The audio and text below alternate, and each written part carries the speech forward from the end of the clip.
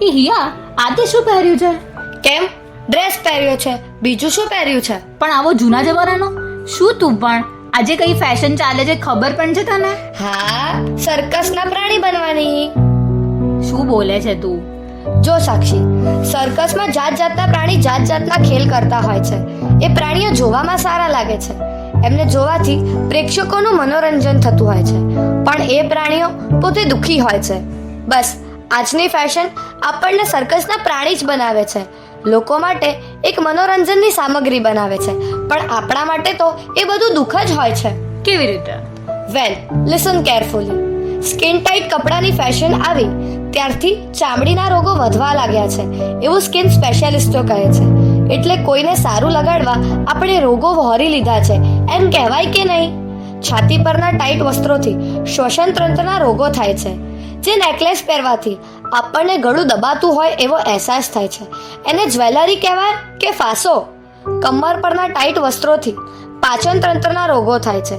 જેમ સર્કસનું પ્રાણી પોતે અંદરથી પીડાતું હોય ને બહાર સરસ દેખાવ કરતું હોય, એવી વેસ્ટર્ન કપડાની દાસ્તાન છે.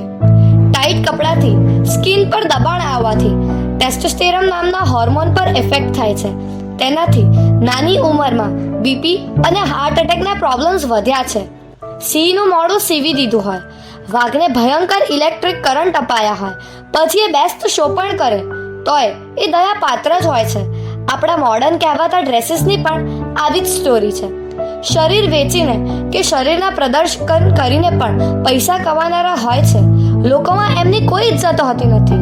આઈ આસ્ક યુ, એમની તો મજબૂરી પણ હોઈ શકે છે, પણ આવી બેહુદી ફેશનના નામે સ્કિન ટાઈટ કપડાં કે શોર્ટ્સ વગેરેથી શરીરના પ્રદર્શન કરે ને પૈસાના પર્પસ વિના પણ પોતાને આવી પોઝિશનમાં મૂકે, એ શું વધારે બેઇજ્જતી ન કહેવાય? આપણા સગા ભાઈને પપ્પા પણ ધર્મગુરુ કે ક્લોઝ ફ્રેન્ડ્સ પાસે કન્ફેસ કરતા હોય છે કે આપણા ફેશનેબલ કપડાથી એમના મનમાં ખરાબ વિચારો આવે છે અને તેઓ ખૂબ જ ડિસ્ટર્બન્સ અનુભવે છે.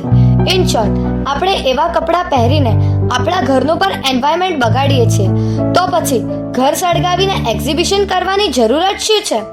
જો હ્યુમન નેચરના કારણે પપ્પા અને ભાઈ જેવા પવિત્ર સંબંધો પણ આવી ફેશનથી દોડાઈ જતા હોય છે, તો આડોશ પાડોશવાળા લોકો, બીજા રિલેટિવ્સ, સ્કૂલ કોલેજના છોકરા અને ટીચર્સ, બજાર વગેરેની જાહેર જનતાને તો આપણે કેવી નજરથી જોતી હશે, આપણા માટે કેટલા ગંદા વિચારો કરતી હશે. આનો વિચાર આપણે ન કરવો જોઈએ? રસ્તે ચાલતા હાલી મવાલીઓ તો આપણા માટે જે વિચાર કરતા હશે એ આપણને ખબર પડે તો કદાચ આપણે આપઘાત કરીને મરી જઈએ. પણ હિયા, આપણે શું પહેર્યું છે એ આપણે નક્કી કરવાનું છે. પુરુષોની ફરજ એની નજર સંભાળી રાખવાની છે. સાક્ષી, સોરી ટુ સે, આ બધી ઘસાયેલી કેસેટ વર્ષોથી વાગ્યા જ કરે છે, પણ કૂદકે ને ભૂસકે વધતા નારી પરના હુમલાઓ અને અત્યાચારોની જવાબદારી કોણ લે છે? જેમાં આપણું સ્વાસ્થ્ય નથી, જેમાં આપણું સન્માન પણ નથી અને જે આપણી સલામતી પણ નથી, એવી ફેશનને રવાડે આપણે શા માટે ચડવું જોઈએ? પણ બધા હવે એવું જ પહેરે છે. શાબાશ Sakshi, that means we have no open brain. આપણે પહેલો માળ ઉપરનો ભાડે આપી દીધો છે.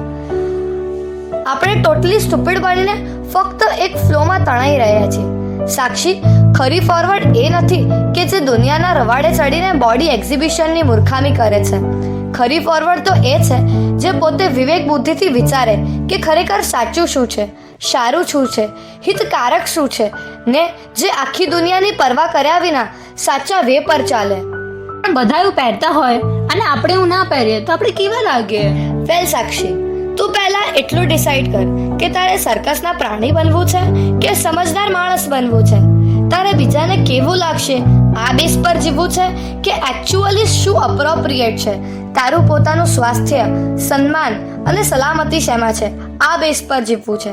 જેમને સારું લગાડવા માટે આપણે આ બધા હેલ્થ વગેરેના કોમ્પ્રોમાઇઝ કરીએ છીએ, તેઓ આપણી એક પણ તકલીફમાં આપણને બચાવવાના છે ખરા? ઉલટું આપણા પર ડિસ્કસ કરશે, આપણી ઉપાધિ ઓછી હશે તો વધારશે, કોઈ વળી આપણો તમાશો બનાવશે. તો શું એ જ બેટર નથી કે આપણે આ સર્કસના ખેલ કરવાના છોડી દઈએ? વિચારતા તારી વાત તો સાચી છે, પણ આજના ટાઈમમાં બધું બહુ અઘરું છે. ના સાક્ષી, એવું નથી. શું આજના ટાઈમમાં જ બુરખો નથી પહેરવામાં આવતો? જો તેઓ પોતાની સંસ્કૃતિને વળગી રહે છે તો આપણે આપણી સંસ્કૃતિને કેમ વળગી રહેવું ન જોઈએ? કદી તેમના પર હુમલા થાય છે? કોઈ ભૂખ્યા વરુઓ તેમનું જીવન ખેદાન મેદાન કરે છે? તેમની કોઈ કન્યા ઇન્ટરકાસ્ટ મેરેજના પ્રોબ્લેમમાં રડી રડીને ભોગવે છે? તેમની કોઈ કન્યા મા બાપનું મોઢું કાળું કરીને તેમને જીવનભરના દર્દનો ઉપાર આપે છે? તેમની કોઈ કન્યા અબોર્શન, બ્લેકમેલિંગ, ધમકીઓ, ડિવોર્સ વગેરેનો ભોગ બનવું પડે છે? સંસ્કારી મર્યાદાપૂર્વક કપડાં પહેરવા એ બિલકુલ અઘરું નથી. અઘરું તો એ છે જે આપણે કરી રહ્યા છીએ ને એના ફળ ભોગવી રહ્યા છીએ. હજી સાંભળ, પ્રદર્શનની આ દોટ આપણને સોશિયલ મીડિયા પર પ્રેઝન્ટ થવા માટે ઉશ્કેરે છે. પહેલા આપણા ઉપર 1000 જણ નજર બગાડતા હતા, હવે લાખો જણ નજર બગાડે છે. આપણા પર ગંદામાં ગંદી કમેન્ટ્સ કરે છે. તક મળે તો આપણને ચૂંથી નાખવાની તમન્ના કરે છે. હજારો લાખો છોકરીઓનું જીવન આ રીતે રગદોળાઈ ગયું છે. તો પછી આપણે શા માટે મૂળથી જ પ્રદર્શનની ચળને દૂર ન કરી દેવી જોઈએ?